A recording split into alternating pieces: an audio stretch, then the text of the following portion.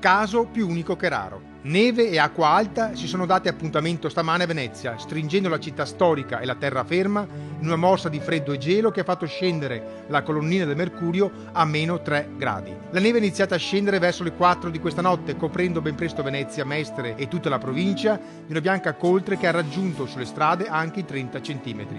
Per fortuna, nelle prime ore del mattino non ci sono stati grossi disagi al traffico, essendo oggi giornata prefestiva. In azione spazzaneve e squadre di operai della Vesta, impegnate nello spargimento del sale. L'acqua alta ha raggiunto i 115 cm sul medio mare attorno alle 11:05.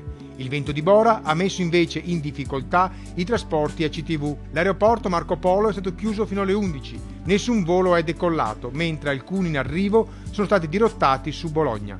Chiuso anche l'aeroporto di Treviso. Le previsioni per domani prevedono bel tempo, con temperature in calo nelle ore notturne.